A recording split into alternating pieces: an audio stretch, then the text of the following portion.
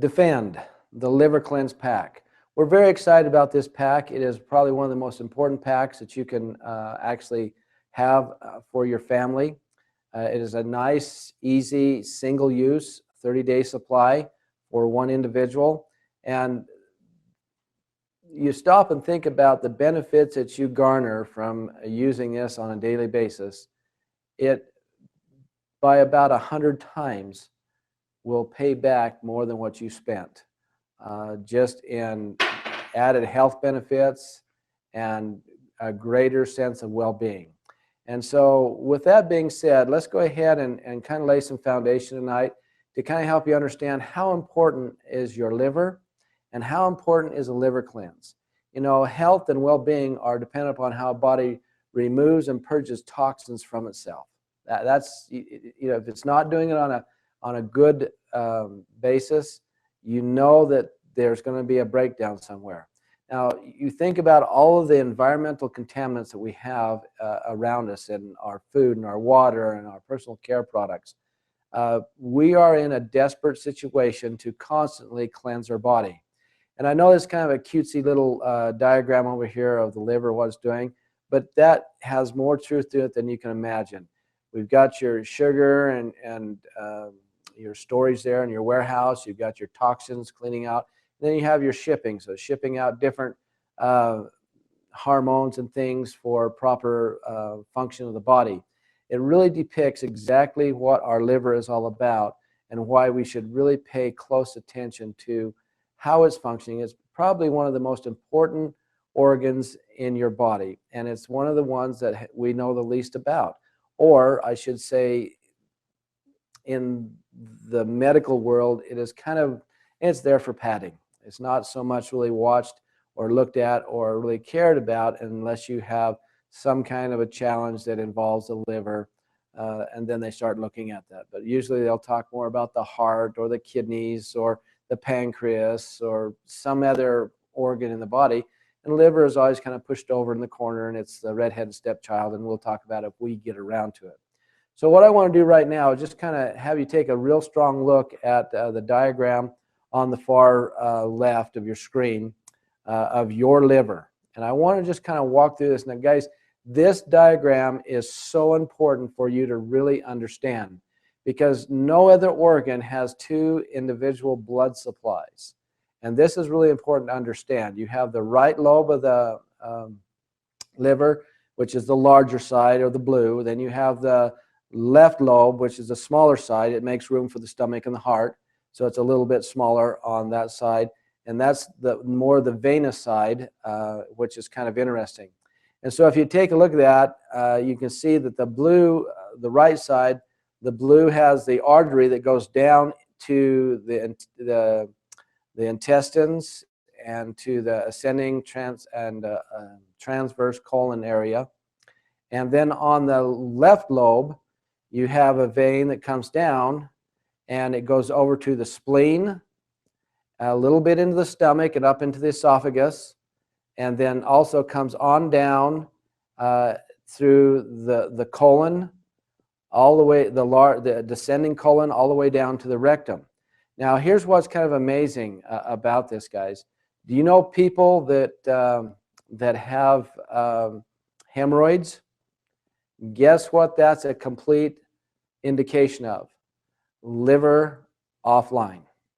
If you look right where the blue artery comes together and the vein comes together right there, the purple vein comes together, right there they'll get what's called hypertension because the liver's backed up. What happens is you get a higher pressure in the liver than you do in the veins, and it causes the veins and the arteries to push back, and that's what causes hemorrhoids. You wouldn't think that your liver backed up is going to come out the other end, but that's exactly what it does in the form of bleeding hemorrhoids that literally push out into the rectum cavity, and so when they go potty, they literally extend and come out and bleed. And what the doctors do is just go in and just kind of cut them out or clamp them off. They don't take care of the problem, so eventually down the road, guess what? You're going to have a new set that's going to break out. And they go in and clamp them off again, and it's just not fixing the problem because the liver is the problem there. But here's what's amazing, guys. The other thing that you look at when you look at the purple vein here, as it goes up to and kind of extends around the stomach, in our absorption of essential oils or application of essential oils, we learned that the stomach only absorbs 10% of whatever goes into it. Most of the absorption happens down there from the duodenum on down through the ileum and the jejunum. That's where you get 90% of your absorption, only 10% of your stomach. And you see there's not that much blood venous acclimation around the stomach. But if you look real close, you can see how that actually spirals and goes up the esophagus. Well, if the liver gets backed up and that pressure changes again, not only are you going to see hemorrhoids, but that's where you're going to start seeing that real burning right here in your esophagus area. And everyone's, oh, gee, I've got heartburn. Every time I eat that food, it flares me up. Oh, mercy. No. It could be in some cases, but really, if that is happening on a consistent basis, guys, you know in a heartbeat, liver is offline. The pressures in your liver is so much higher than they should be. And so now it's pushing it up, and you're starting to get what they actually call very close veins in the esophagus area. Now, if that goes unchecked, it can literally go on to the point where they can close off your esophagus, and it's life-threatening. Unlike the hemorrhoids, you're just going to bleed a little bit, but this here is life-threatening. They have to go in there and with a laser and kind of shoot them out of there for you. And so, guys, there's a lot of indications, just understanding the blood flow into the liver, what's going on with the liver and the liver health. And that's what's amazing. Most people never realize how important it is, because if you look at the artery side, the blue side, that is the blood supply that comes from the lungs and the intestines and come in there to bring oxygen and nutrients into the liver. And over on the other side, where it comes from the large intestine and spleen and stuff like that, it brings blood in with other substances that come in the liver, get cleaned, and then go out to feed the body. And so it's a complete process. There is so much blood that comes through this here little organ. And we're going to, now that we understand the overall big picture of the anatomy, we're going to drill down inside and see how this process happens and why it's so important, and why, if we will take time to really take care of our liver, it can be one of the most amazing changes, simple lifestyle changes you'll do that will give you and garner you a huge, huge amount of benefit as far as your health performance and feeling and vitality and allergies. All those things are something that you need to really think about when you start looking at, why should I address my liver? So what are some of the functions that our liver has? Now, all the blood leaving the stomach and the intestines pass through the liver, bottom line. It doesn't go anywhere else. It goes right through the liver. And the liver is a very, very important station on blood's journey through the entire body. And what I want you to understand is that liver needs to have the nutrients, and it needs to have the oxygen so it can clean it and affix it to a red blood cell and send it on its way to nourish the rest of your body. And so I want you to think of your liver in terms of a chemical plant and an inspection station. Now, what I mean by that is it literally has to take manufactured chemicals from different places in your body or within the liver itself and attach it to a red blood cell, and an inspection station, so every red blood cell that comes through is inspected for youthfulness, concaveness, and the ability to transport. And that's the cool thing. Remember that first little picture? A shipping station to transport nutrients and oxygen to the cells, and then bring waste and carbon dioxide away from the cells back to the liver to be stripped, cleaned, reconditioned, renutrified, and sent back out to the body.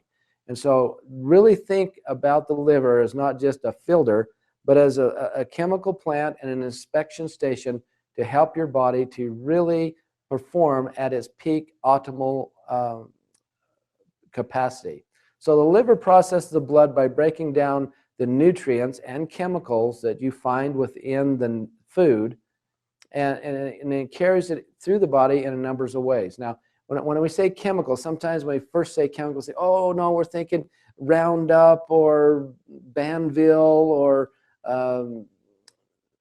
atrazine or some insecticide or pesticide when we think chemicals, or we think artificial flavorings and food colorings.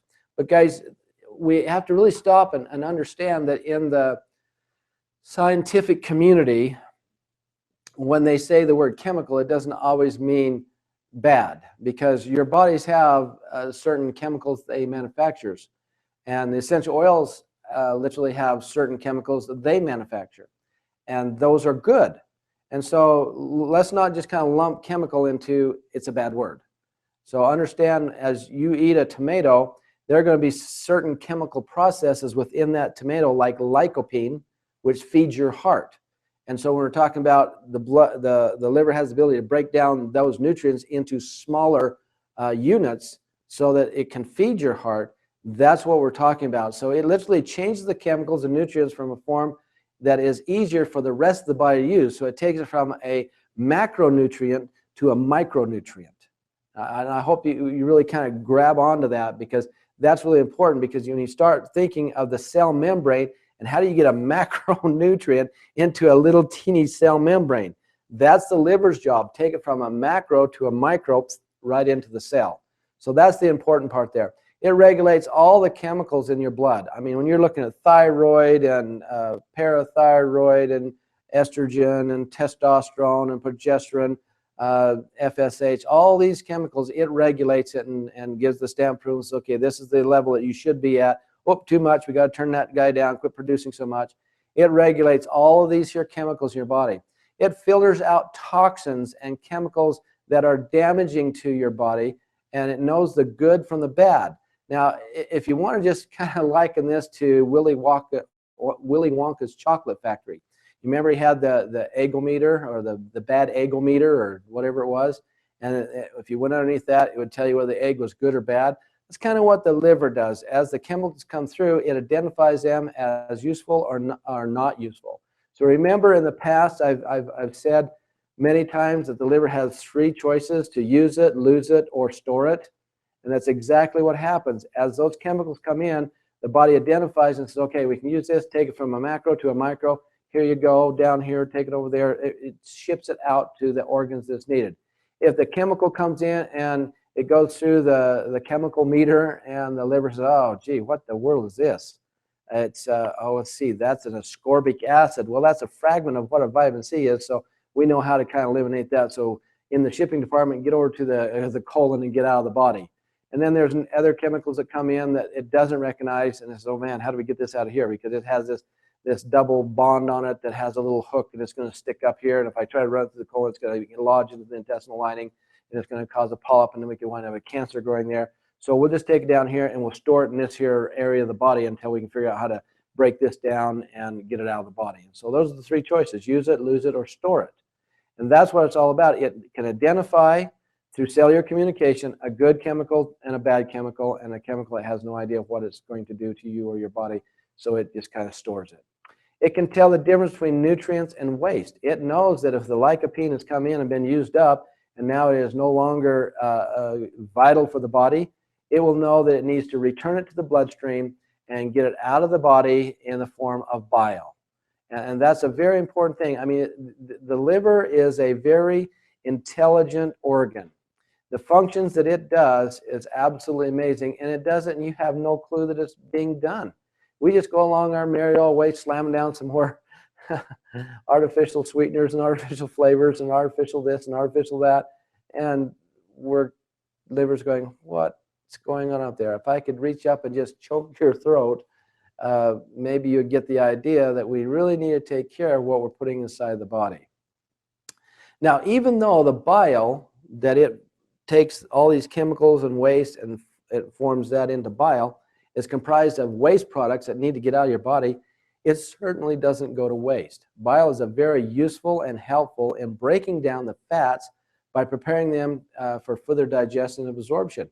So once again, here the liver is responsible to take those macronutrients, and by taking the waste and saying, well, let's be very efficient, and we're going to be green here, and we're we're going to take all these toxins and we're going to turn them into bile, so then dump it back in the system so it breaks down the fats from a macro to a micro so we can get the nutrients and get it back out to feed the body.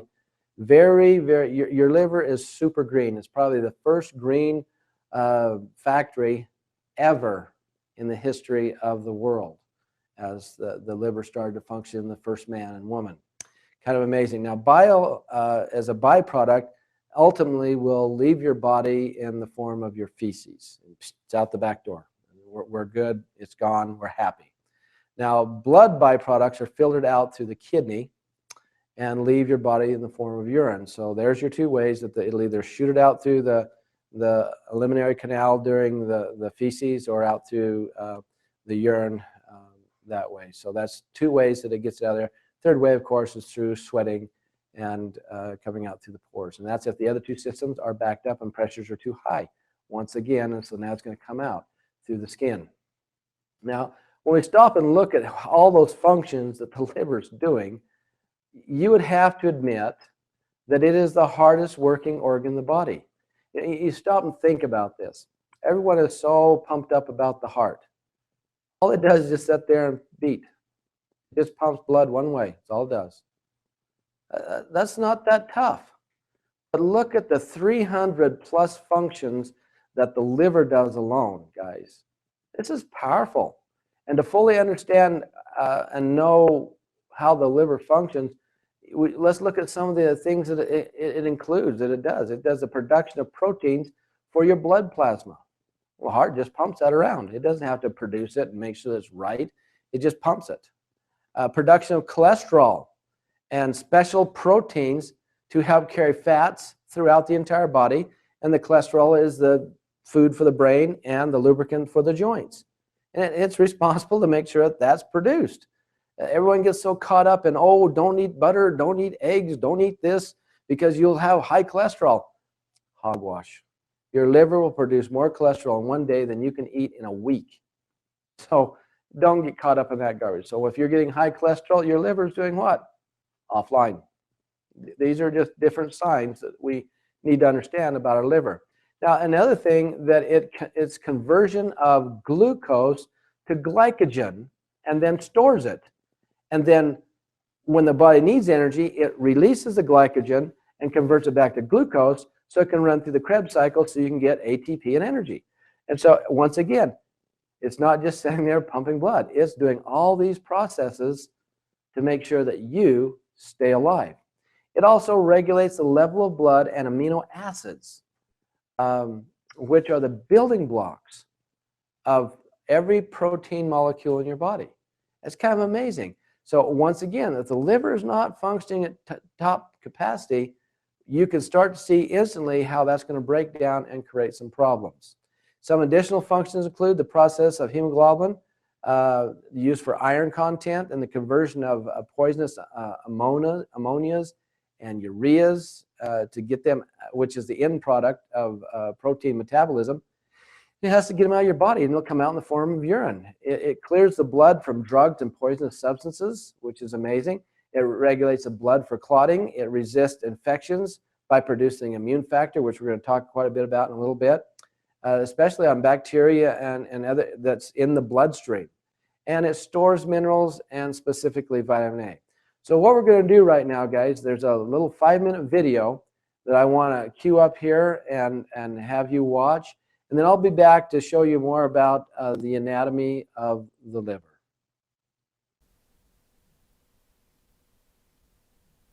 The liver is an important as well as structurally and functionally complex organ. One of the important functions of the liver is to receive and take up nutrients and other molecules absorbed from the intestines before the blood is returned to the heart via the inferior vena cava. The liver has dual blood supplies, one venous and one arterial. The portal vein, which carries blood from the spleen, pancreas, and intestines, contributes about 75% of the blood volume to the liver. This blood is rich in nutrients and other absorbed molecules, but relatively poor in oxygen content. The hepatic artery, a branch of the celiac trunk from the abdominal aorta, contributes about 25% of blood volume entering the liver. This blood is well oxygenated, but nutrient poor. Blood from the portal vein and hepatic artery mixes as it enters and passes through a liver lobule. the classical structural unit of the liver. Blood then percolates through the lobule and is collected by the hepatic or central vein. Central veins unite to form larger sublobular veins, which ultimately join the hepatic veins. Blood flows to the heart via the inferior vena cava. Bile comprises the exocrine secretory product of the liver. It is stored in the gallbladder. During digestion, bile is released from the gallbladder through the cystic duct into the duodenum to aid in the digestion of fats. The filtration of blood and the production of bile takes place within the structural and functional unit of the liver, the lobule, where the terminal branches of the vessels carrying incoming and outgoing blood meet. The liver lobule is roughly hexagonal in cross-section. In the center of the lobule lies the central vein, which collects blood from the lobule and carries it to the hepatic veins. Located at the lobule periphery are branches of the vessels supplying incoming blood, the portal vein and the hepatic artery. Also located here is the bile duct. Collectively, the portal vein, hepatic artery, and the bile duct together comprise the portal triad. Taking a horizontal cross-section of the lobule gives us an arrangement typically seen in histological preparations. In this view, we can identify the central veins and associated portal triads. There are two prevailing views of liver lobule organization: the classic liver lobule, or anatomical model, and the liver acinus. The classic liver lobule is based on the structure of the lobule we just discussed. It is hexagonal in shape and is defined by portal triads surrounding a single central vein.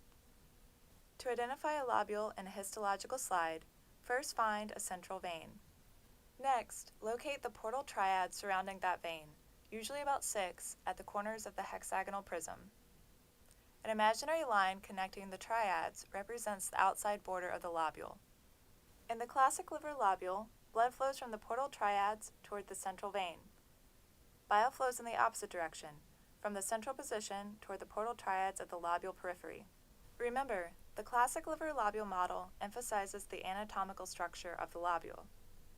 The liver acinus is another way to view liver structure. This model is important for understanding liver physiology and pathology. The structure of the acinus overlaps two classic liver lobules. The acinus is diamond or oval shaped. It involves approximately 2 portal triads and 2 central veins. To identify the acinus, find 2 adjacent portal triads. This makes the short axis. Next, find the closest central vein on either side of the triads. This is the long axis. The resulting shape is a diamond or oval. Blood still flows from the portal triad to the central vein, but within the shape of the acinus, the flow is from the center to the periphery. Bile flows in the opposite direction, from the periphery towards the center. The acinus model is important because it emphasizes the metabolic differences in hepatocytes between the portal triads and the central vein. The cells in the acinus are divided into 3 zones and are numbered in the direction of blood flow, from 1 to 3. Cells in zone 1 lie along the short axis, between the portal triads. Thus, these cells are first to receive everything in blood, including oxygen, absorb nutrients, and absorb xenobiotics. Cells in zone 2 have characteristics intermediate between the cells of zones 1 and 3. Cells in zone 3 are closest to the central vein, and therefore are the last to receive incoming blood. As blood moves towards the central vein, it becomes depleted of oxygen, nutrients, and xenobiotics. To review, the liver lobule is the anatomical model. It is hexagonal in shape. It involves 1 anatomical liver lobule, and blood flows from the periphery to the center. The liver acinus focuses on function. It is diamond or oval shaped. It involves 2 adjacent anatomical liver lobules. The blood flows from the middle, which we discussed as a short axis, to the periphery.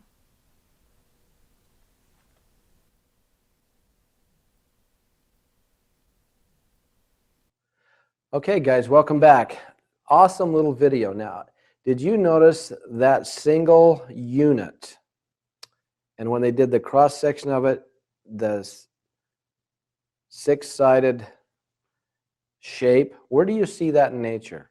Just look around nature and see where you see that shape and in the diamond and how things move back and forth in the triads. Well, I have a picture here for you, the anatomy of another cutout section. And I'll tell you what, guys, it makes so much sense, because lying within that whole section, there are 4 really important cells. And we want to talk about, and in the past, I spent most of my time just talking about the Kupffer cells. But we're going to talk about all 4 and their functions and why they are so important in the liver. This will help you understand, more importantly, the hard-working organ that the liver really is. When you stop and just look at one little tiny cell, and all this is going on inside the liver. So we have these Hippocrates cells, and they're very, very important. And then the endothelial cells of the liver, so they're liver endothelial cells, and then the Kupffer cells, and then the hepatic stellate cells. Those are like way cool. So guys, just really kind of ride with me here. So these terms will be a little technical, but I think you'll really quite understand at the end of this where we're going. So when you look at these cells, these are the main tissue of the liver. They make up about 70 to 85% of the liver mass-wise, and they are involved in protein synthesis, protein storage, transformation of carbohydrates. So once again, when they start not doing well, then we start seeing the problem with carbohydrate intolerance, and we have weight gain. The synthesizing of cholesterol, bile salts, and phospholipids. Very, very important. And guess what you find when they do an antibiotic? They literally create an antibiotic to attack the phospholipid membrane of a bacteria cell wall. Well, what does that mean? That means that antibiotic is going to do what? It's going to attack the phospholipid membranes.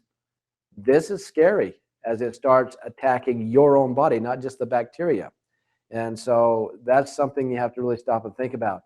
The other thing that these little cells are important for is the detoxification and modification and the excreting of the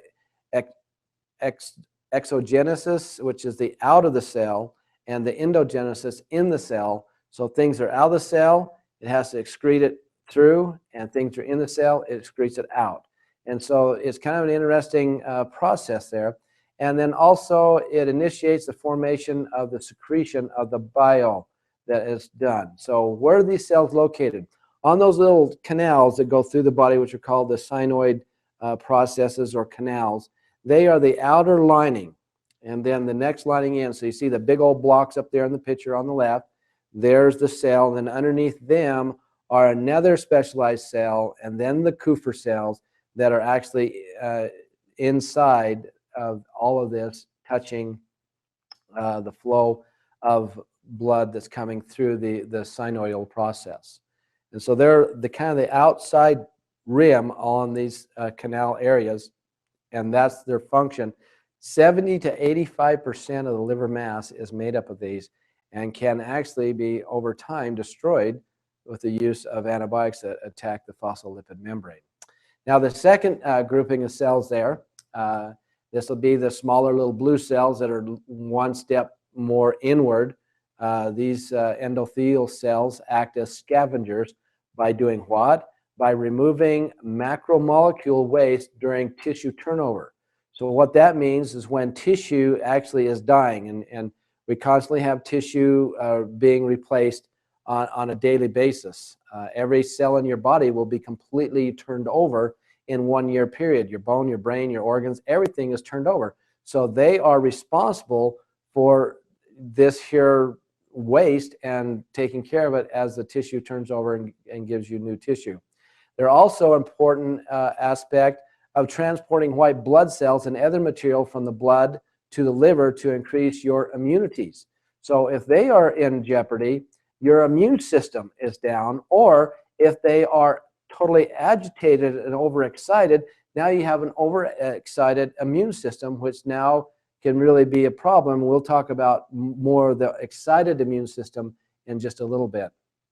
The other thing that they're really responsible for is the absorption of pharmaceutical drugs. They serve as a biomarker. They literally will take on up to 100 times their size as they absorb pharmaceuticals. And so when that happens, of course, then we've got a chemicalization going on of that cell, and then the immune system turns inward and attacks the cell, and then the liver is being destroyed. It's kind of a mess. But they are, here again, the goal of the liver is to take something that is dangerous out of circulation, store it, or get it out of the body, or use it. And so you can really see how important each one of these cells are. Now, they also are responsible for secreting the cytokines, and this is a cellular communication signal. The cytokines help the communication of what's going on from cell to cell and from organ to organ. Very important. So once again, years ago when I first started talking about the body has cellular communication, everyone looked at me like I would crawled off some planet. It's being proven by science now. Cell-to-cell communication through the cytokines. It also binds carbohydrates to cope with the daily burden of your diet sodas and your Pepsis and your colas and your cakes and dainties and glazed donuts. It has to bind that to try to cope with that onslaught of, 50 years ago, maybe 25 pounds of sugar in a household. Today, 400 or 500 pounds of sugar in a household. Totally a different situation. Well, let me just show you this graph, guys. You should get so excited about this because this is research that I'm showing to you right from some of the major research people in the world today. They literally took radioactive dye and injected it into the veins. They wanted to see how fast these here endothelial cells would remove this toxic chemical from the blood supply. And so if you look at the graph on the left over here, you can see that it was introduced and it was up there to a very high level, 1,000, and within less than 10 minutes, it brought it down to where it was hardly up above 0, and look at how it just kept it there. Well, what did it do with it? You go over to the next graph, where do you find the percentage there? Up there, almost 80%. Where do you find it? In the liver. A little bit of it's in some of the other organs out there and other places, but 75 to 80% of it is where? Stored in these cells. So once again, here is complete evidence of what the liver's capacity is to protect your body from a foreign substance. And that is a huge, I was just doing backflips and cartwheels when I saw that, because here is proof of what we've been teaching for so many years. So now let's turn to the Kupffer cells. These are the guys I've been talking about forever and ever. And I love these little guys because these cells are very interesting. They kind of look like an octopus, the way they set in the synovial process. And literally, they secrete all kinds of interesting things. One thing they secrete is called lysosomes. And these lysosomes are very important to the body. They are very disarming to foreign substance. That's what they want to go after, is foreign substance. They remove damaging red blood cells from the circulation. So if you have sickle cell anemia or something like that, these Kupffer cells are on that like stink on a skunk. They're just right there, soldiers ready to go. They are the bodyguards and assassins for the other cells in your body, specifically your Hippocrates, protecting them. So if something's going to go out there and start messing with them, like we were talking about earlier, how antibiotics go out there and work on the phosphoglandin layer, guess what? The Kupffer cells are like little bodyguards, and they go out there and put the smack down on them. And so that's pretty exciting. It really will stop a lot of the problems that could happen if they were not there. They also digest and dispose of dying cells, dead cells, and unnecessary proteins and bacteria and foreign microbes. So once again, they are very, very important. And when they start stimulating the lysosomes in the body, they really start kicking things off. Now, if you look at the Kupffer cells, more than 50% of the resident macrophages in the entire body are Kupffer cells.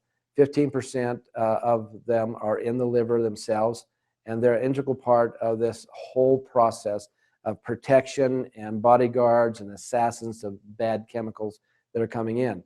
They exhibit a very strong endocyte activity and activity of scavenging plasma, getting the protein and potentially hazardous microorganisms out of the blood to maintain a constant homeostasis of balance within the blood.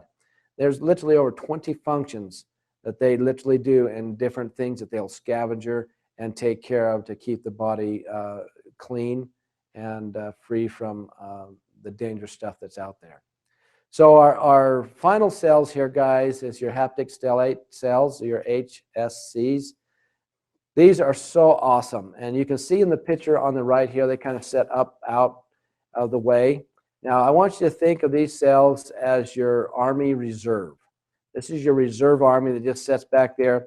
And literally, most of the time, this 5 to 8% of the liver cells just sit around in an inactive state, storing vitamin A and a number of other important, very important receptors.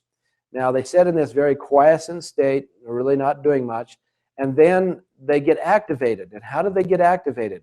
They get activated by an injury to the liver. Well, what's an injury to the liver? Someone take a baseball bat and smack your liver? No, injury can be as simple as foreign objects coming into it that's damaging it, like alcohol, drugs, pesticides, herbicides, any kind of chemicals that way. And also stress is another injury to the liver. Remember in our total health video with our little Gumby guy talking about mice that was subjected to stress and how it created free radical damage that lasts over a long period of time. Guys, do you understand how powerful that video is and why we put it out there for you? Once again, those cells, the liver is damaged by that stress. So those cells now are put into activation. And when they go into activation, here's what's so amazing. The last bullet point here, guys. These stellar cells express molecular markers of different germ layers. Now, this is where the significance of all this comes together, guys. These cells literally have the ability to grow a new liver and a new pancreas. And they are right now studying these cells to see what other organs they can introduce them to, because it holds all of the DNA and RNA knowledge of the growth of the stem cells. This is kind of amazing. The only cells that don't change over a lifetime. So the function of these, of the liver cells are very significant. And medical research is going on like crazy. The liver is finally getting its just rewards. People are starting to look in the scientific community, are now starting to look at the liver and say, hey, this is unhidden territory we really need to look at. So now the scientists are examining transplanting these cells into a body of an injured person to facilitate repair, removal of waste, like someone is involved in a car wreck and the liver is all busted up. So it repair the liver, it remove the waste, and it start doing this without having to worry about doing a complete liver transplant. So they're really focusing on these cells in hemophilia research for people that cannot get blood to coagulate. The researchers are also looking at as a proliferation, inflammation of the liver, how you can use these cells to take care of not only inflammation of the liver, which is like cirrhosis or fibrosis, and even cancer. There's some real promising research showing that these cells can really be activated in a powerful way to go after cancer cells. So these endothelial cells are being studied also in the search for ways to target liver injuries from pharmaceutical drugs. So if you look at each cell that we just talked about, each one is being looked at and research is being done to treat different things that are man-made induced damage to the liver. So that's pretty amazing. Now, these endothelial cells promote early liver and pancreas formation. So they know that as a fetus is forming, that these cells are the ones that actually form the liver and form the pancreas. These are the key roles that it does. So they're looking at this to grow new organs. And you know, there's more answers yet to come, but we're really starting to get down in there and understanding more about these 4 cells within the liver and why they're such hardworking little guys. So let's look at some of the symptoms that you might have if the liver goes offline, guys. You know, bloating and gas, acid reflux, heartburn. Remember we talked about that because it's coming up on that. Those veins are getting extended. Constipation, hemorrhoids, skin and eyes coloring, yellowness, jaundice, inability to lose weight, high blood pressure, moodiness, anxiousness or depression, dark urine, rosacea, chronic fatigue, excess sweating, because it's offline, and so it's got to get the toxins out somewhere. Poor appetite, heart palpitations, bad breath, coated tongue. Those are just a few of probably about 400 or 500 symptoms that you actually we could list for you.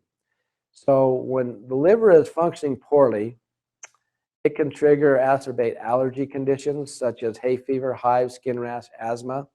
And literally, when we stop and look at people that, especially that have been suffering from allergies or asthma, that is, they didn't have as a child, but it came on later in life, they are absolute markers that if left unchecked, I've literally seen people progress right through to an autoimmune disease because the liver's gone offline, these things have flared up, treated with chemicals, liver is more damaged, right into an autoimmune disease. It's kind of an interesting trail.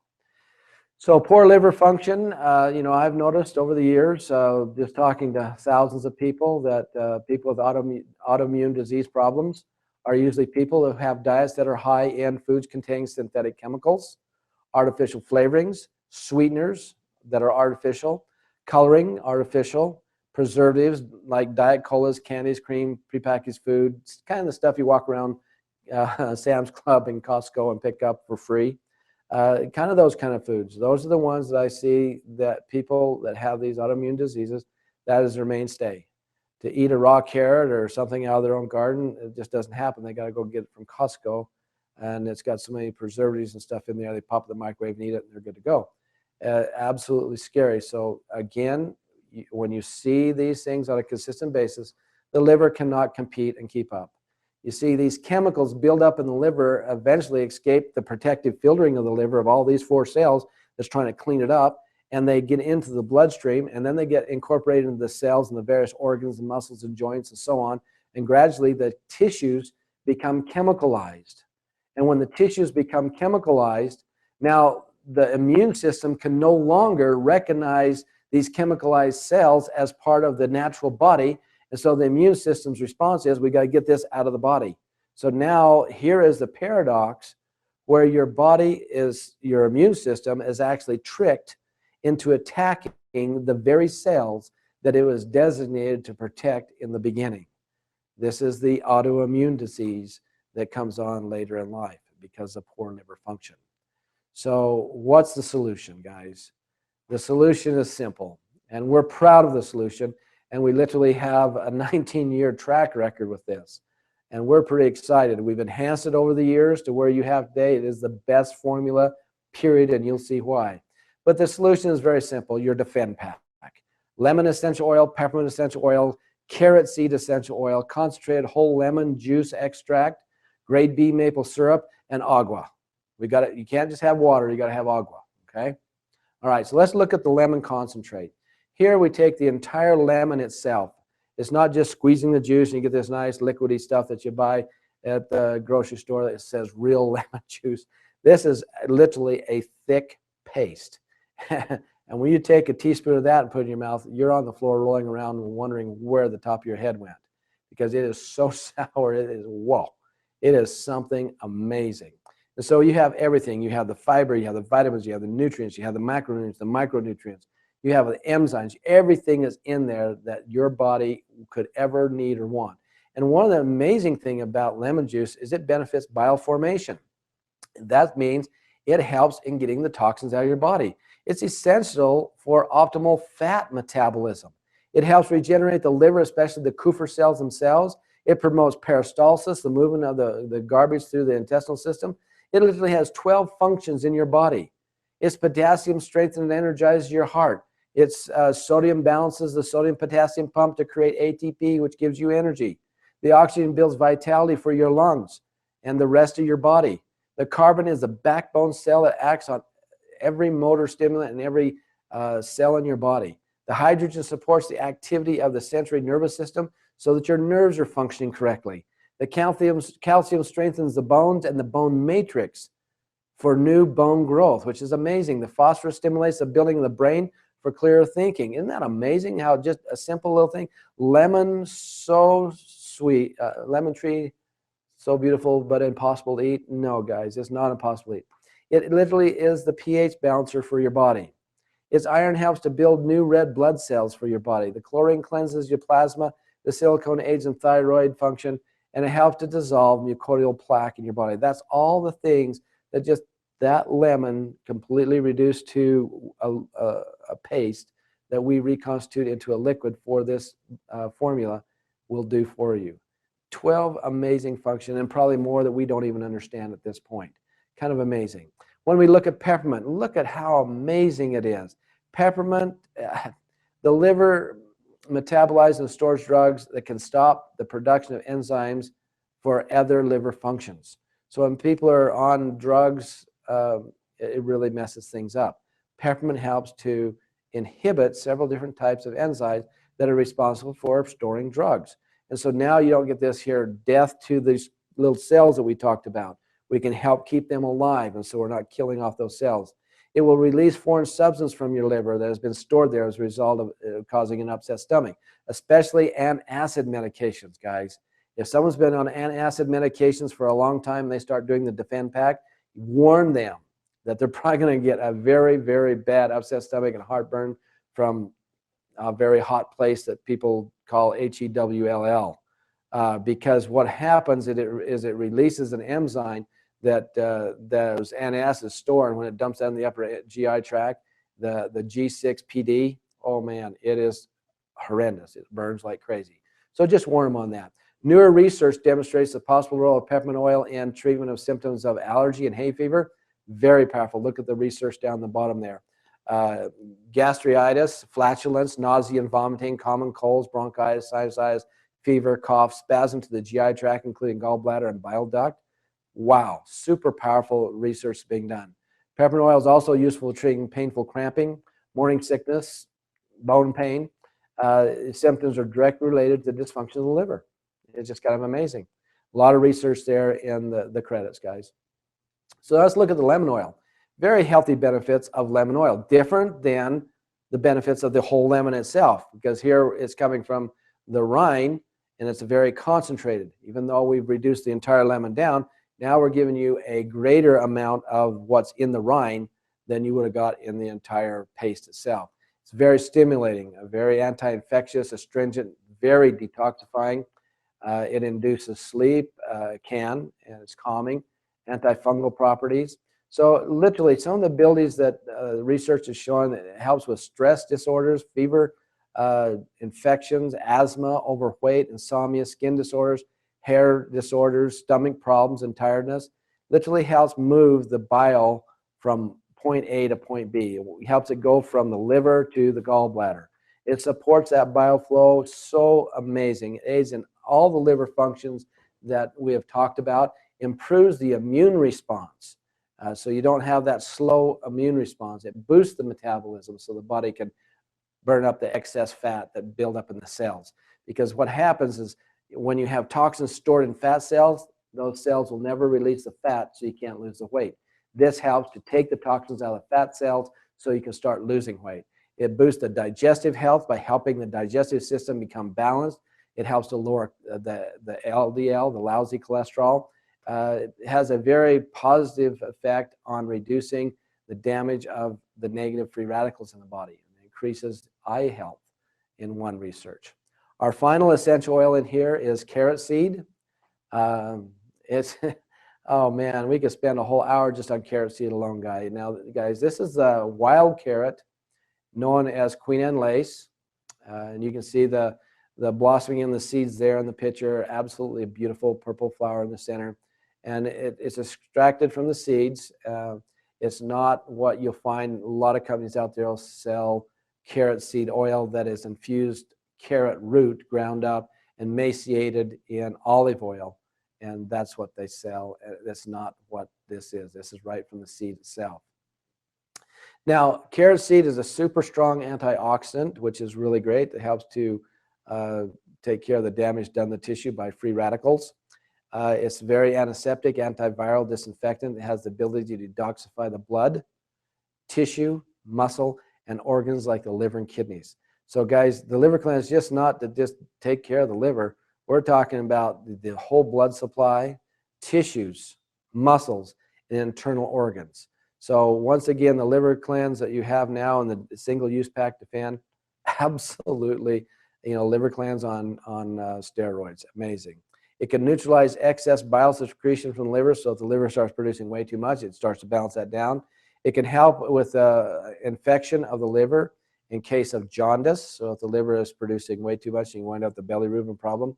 It removes the accumulation of toxic waste like uric acid from the blood, from the tissues, from the muscles, the joints, the ankles, the edema, arthritis, and gout.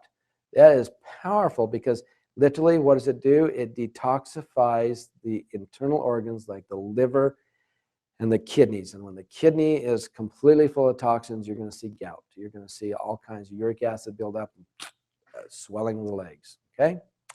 Stimulates circulation and your metabolism. It strengthens and helps to stimulate and secrete hormone, enzymes, gastric juices, peristalsis. It's amazing. Great for brain function and nerves. Removes toxins like insecticides and pesticides and chemicals. So again, you can see we've just really made this a very powerful system for you. And there is some neat research showing that carrot seed is also very good as an anti-carcinogenic action. Recent studies show that it is very beneficial in some forms of cancer, especially those of the liver, mouth, throat, prostate, and kidneys. That was kind of amazing. In recent studies from Moscow University have shown that carrot seed is beneficial in liver tissue regeneration. So pretty amazing. So our final ingredient there, guys, is grade B maple syrup. There's some great news about pure maple syrup that I think you're going to really be excited about. Research at the University of Rhode Island have now identified 54 compounds in maple syrup from Canada, doubling the amount that was previously reported. And the antioxidant activity is amazing for your health benefits. Now, 5 of these antioxidants in maple syrup that have now been identified are unique only to this maple syrup, not to maple syrup with high fructose corn syrup, not maple syrup that is made from cane sugar and maple flavoring, but unique to maple syrup from maple trees. In laboratory studies, it shows that it acts as an anti-cancer and anti-inflammatory agent. These studies all show that these compounds work to inhibit the enzymes that are relevant in type 2 diabetes management. Although these findings must be verified in clinical trials, but it is showing some promising research in helping with diabetes. Research discovered these different polyphenols in maple syrup. They inhibit enzymes involved in the conversion of carbohydrates. So again, helping to reduce the weight gain, okay? And they named this here, one of these here compounds, one of the 5 that they've just now identified, Quebectol, after the province of Quebec.